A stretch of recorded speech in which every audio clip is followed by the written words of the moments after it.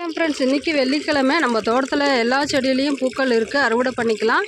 அப்புறம் மெயினாக வந்து கழுநீர் தண்ணி இந்த 3-4 நாளாக சேர்த்தன கழுநீர் தண்ணி கொஞ்சம் இருந்துச்சு, கொண்டாந்துருக்கேன். இப்போ வந்து ஒரு 1/4 பக்கெட்டுக்கு மேலேயே இருந்துச்சு. இந்த ஃபுல்லாக ஒரு பக்கெட் நிறைய பச்சை தண்ணி கலந்துக்கலாம். கலந்துட்டு எத்தனை செடிக்கு வருதோ ஊற்றிட்டு அதுக்கப்புறம் பூக்கள் அறுவடை பண்ணிக்கலாங்க. நம்ம தோட்டத்துக்கு எனர்ஜி வாட்டர், இதில் வந்து அரிசி கழுவுற தண்ணி, பருப்பு கழுவுற தண்ணி, கஞ்சி வடித்த தண்ணி, அப்புறமேட்டுக்கு கம்மங்கூழ் செஞ்ச அந்த கம்மங்கூழோட கொஞ்சம் மிச்சமான தண்ணி எல்லாம் இருந்துச்சு, அதுவும் ஊற்றிருக்குங்க. அப்புறமேட்டுக்குன்னு பார்த்தா எண்ணெய், இந்த புளி, காரம் இந்த மாதிரி எல்லாம் சேர்த்தக்கூடாது. வெறும் கழுநீர் தண்ணி மாத்திரம்தான் சேர்த்தணும். இப்போ ரம்பிருச்சு, எல்லா செடிங்களும் கொடுக்கலாம். நான் எப்போவுமே சொல்கிறதாங்க, இந்த மாதிரி கழுநீர் தண்ணி வீட்டில் வேஸ்ட்டாக போடுறது எல்லா செடிங்களுக்கும் எனர்ஜி வாட்டராக கொடுக்கலாம். நம்ம தோட்டத்தில் வந்து வீட்டில் வேஸ்ட்டாக போகிறத வச்சு தான் பாருங்கள், காலையில் சாமி ரூம்பு க்ளீன் பண்ணுறப்ப பூக்கள் எல்லாம் இருந்துச்சு, கொண்டாந்து போட்டு விட்ருக்கு.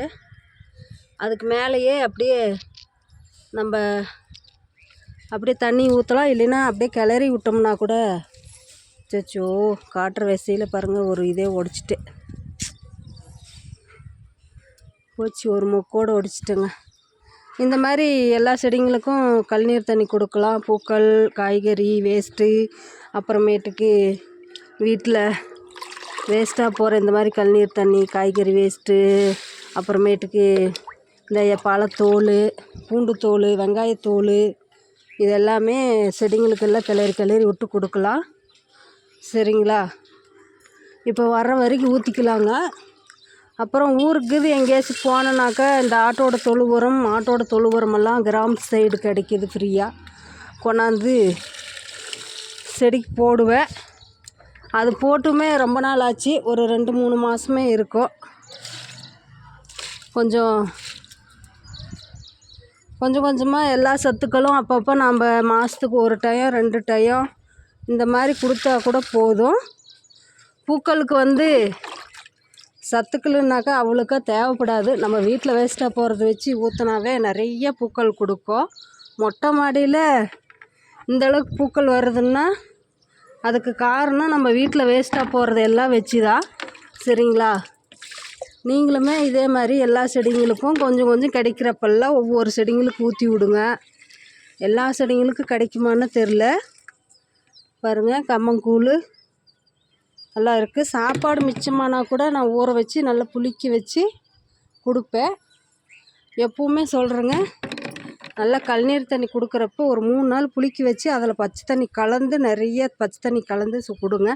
நிறைய சத்துக்கள் இருக்குது அதில். அப்புறம் இப்போ பூ அறுவடை பண்ணிக்கலாங்க.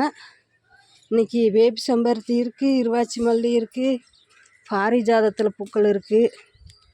அப்புறம் ரோஸும் பாருங்கள், இங்கே ஒரு ரெட் ரோஸ் இருக்குது, ஒரு மொக்கு. அப்புறம் இங்கே ஒன்று இருக்குது, ஒரு இது உடச்சி தள்ளிட்டேன்.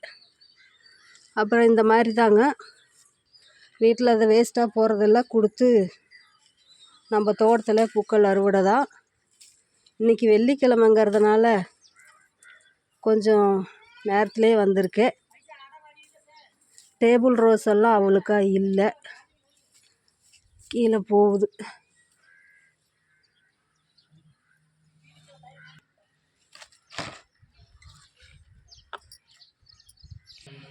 இந்த மாதிரி ரோஸ் செடிங்கள்லாம் ஒரு பக்கமாக இருக்குது. அப்புறம் செம்பருத்தி எல்லாம் ஒரு பக்கம் எல்லாம் இப்போ கலந்து போச்சுங்க. பாருங்கள், இங்கே ஒரு செம்பருத்தி இருக்கா, அந்த பக்கம் முல்லை செடிக்கிட்ட ஒரு பேபி செம்பருத்தி இருக்குது. அப்புறம் அந்த இருவாச்சி மல்லிக்கு நெட்டால் மஞ்சள் கலர் செம்பருத்தி, ரோஸ் கலர் செம்பருத்தி, ஆரஞ்சு கலரு எல்லாம் இருக்குது. இன்றைக்கி இதில் ஃபுல்லாக பூக்கள் அறுவடை முடிஞ்சிங்க. இந்த செடிங்கள்லாம் கட் பண்ணி விடாமல் அதுவாகவே தளிர்கள் எடுத்து பூக்கள் வந்துட்டுருக்கு. கடைசியாக கட் பண்ணி விட்டு ஒரு 2-3 மாதம் இருக்கும். இன்றைக்கி கடைசியாக முல்லைப்பூ அறுவடை பண்ணிக்கலாங்க, இல்லைன்னா சாயங்காலம் கூட பண்ணிக்கலாம். சாயங்காலமே பண்ணிக்கலாங்க. இன்றைக்கி பேபி செம்பருத்தியில் ஒரு 2 பூ இருக்குது. முல்லைப்பூ பாருங்கள் நிறையா இருக்குது. நேற்று பறித்து 1 முழம் பூ வந்துச்சுங்க. கட்டி நான் கவரில் போட்டு நல்லா வச்சுருக்கேன். அதுவும் சாமிக்கு தான் வைக்க போகிறேன். இங்கே பார்த்திங்கன்னா இதுவும் பறித்து கட்டி வச்சிடலாம். சாயங்காலம் பூஜை பண்ணுறப்ப கட்டி போடலாங்க. சூப்பராக அப்படியே நல்லா அழகாக இருக்கும். சிவபெருமானுக்கு நல்லா மணமாக இருக்கும் சாயங்காலம் கட்டி வச்சோம்னா. நம்ம தோட்டத்தில் மெயினாக வந்து பூச்செடிங்க தான் நிறையா வச்சுருக்கேன். எல்லாத்துலேயுமே அவசரம், எல்லாத்தையும் பிடுங்கி வீசிகிட்ருக்கேன். ஏன்னா தெரில, ஒடியுது இல்லைன்னா பிடுங்கி வீசுகிறேன். அது சும்மா நட்டு வச்ச வருமா என்னன்ட்டு. ஆனால் அது வராது எனக்கு தெரியும். வெயில் காலத்தில் நான் பதியம் போட்டே வரல. இந்த மாதிரி வீட்டில் வேஸ்ட்டாக போகிறத வச்சே நம்ம தோட்டத்தில் பூ, இது வந்து ஒரு 3 வருஷத்து 4 வருஷத்து செடி. இந்த காஷ்மீரி ரோஸ் இது ஒரு டைம் மாற்றி வச்சேன். இந்த மாதிரி காய்கறி பழ செடிங்க அப்படி இருக்குது. அப்புறம்ட்டு பார்த்தா இன்றைக்கி டேபிள் ரோஸும் பாருங்கள் இப்போ தான் வந்திருக்கேன். ஒரு 8 மணிக்கே வந்திருக்கேன். டேபிள் ரோஸ் இப்போ தான் எல்லாம் பூக்கறக்க ஆரம்பிச்சிருக்காங்க இன்றைக்கி. இதுலேயும் பாருங்கள் புதுசாக வச்சதில் நல்லா தளன்னு செம்மையாக வந்திருக்கு. எல்லாம் ஒவ்வொரு கலரும் ஒவ்வொரு டப்பாவில் வச்சுருக்கேன். இன்றைக்கி நம்ம சாமிக்காக ஒரே ஒரு கொய்யாக்காய் பறிச்சிட்டு போய் சாமிக்கு வைக்கலாம். நேற்று ஒரு 2 காய் இருந்துச்சு, இங்கே பறித்தேன். அப்புறமேட்டுக்கு அடினியம் கொஞ்சம் இருக்குது. இந்த அடினியம் சாமிக்கு பறிச்சிக்கலாங்க.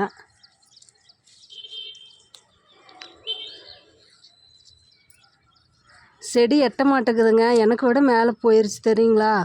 நான் எட்டிக்கிட்டு தான் பறிச்சிட்ருக்கேன். மொக்கு சேர்த்து பறிக்கிறேன் எட்டாமல். நான் வந்து பார்த்திங்கன்னா எட்டிக்கிட்டு தான் பறிச்சிட்ருக்கேன். இங்கே பாருங்கள், செடி எனக்கு மேலே போயிடுச்சு.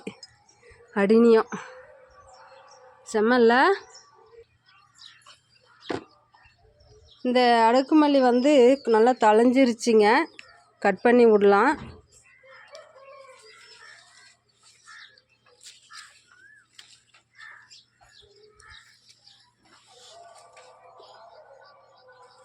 கத்திரிக்காய் ரொம்ப குட்டியாக ஆயிடுச்சு. பார்த்திங்கன்னா தளிர்கள் எடுத்துகிட்டு அதே பாருங்கள் மொட்டுக்கள் வச்சுருக்காங்க ஒவ்வொன்று. அடுக்குமல்லி இதில் ஒரு 2-3 காய் இருக்குது, பறிச்சிக்கலாம். நான் எப்போவுமே சொல்கிறேன், இந்த மாதிரி கத்திரிக்காய் ரோ போது இருக்குதுன்ட்டெல்லாம் நான் நினைக்க மாட்டேன். பறிச்சிட்டு போய் அப்படியே அறுத்து அப்படியே வணக்கி சாப்பிட்ருவோம் தெரியுங்களா. இதெல்லாம் இயற்கையான முறையில் விளைஞ்சி வர்ற கத்திரிக்காய்ங்க.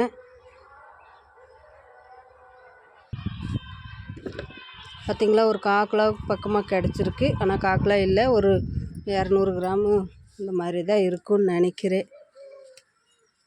கத்திரி நாற்று விட்டேன், ஆனால் அந்த நாற்றெல்லாம் வரமாட்டேங்குது. என்னமோ தெரில, கடிச்சு சாப்பிட்றது. இன்றைக்கி மஞ்சள் கலர் செம்பருத்தியில் ஒரு 2 பூ இருக்குது. அடுத்த தடவை இதுக்கெல்லாம் கண்ணீர் தண்ணி ஊற்றி விடலாங்க. அப்புறமேட்டுக்கு இது பாரிஜாதம்.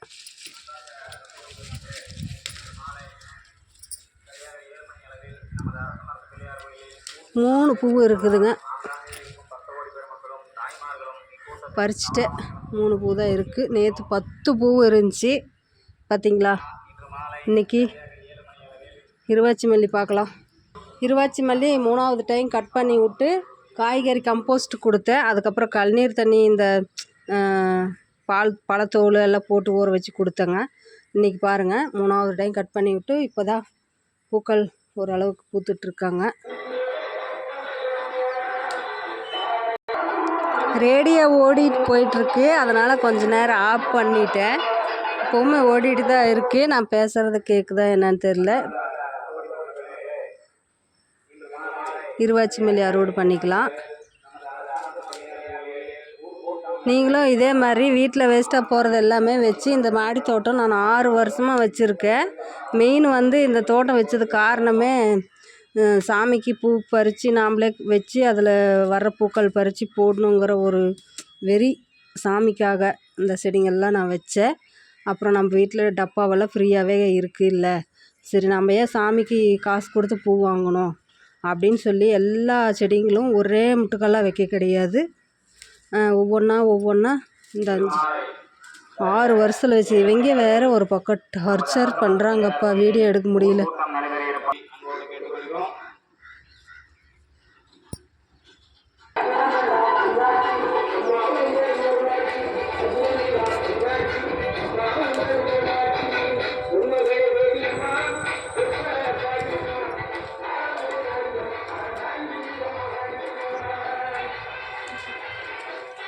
சிச்சோ மொக்கை பறிச்சிட்டேங்க. பார்த்தீங்களா எவ்வளோ 2 கைப்பிடி நிறைய பூ கிடச்சிருக்கு இருவாச்சி மல்லி.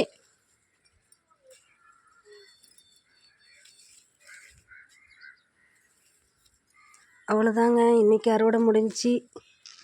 நம்ம தோட்டத்தில் பூக்கள் அறுவடை இன்றைக்கி மொக்கு நிறைய இருக்குது பார்த்தீங்களா. அவ்வளோதாங்க. பிடிச்சா லைக் பண்ணுங்கள், என்னோடய சேனல் சப்ஸ்கிரைப் பண்ணி சப்போர்ட் பண்ணுங்கள் ஃப்ரெண்ட்ஸ். ஹாப்பி கார்டனிங், பாய்.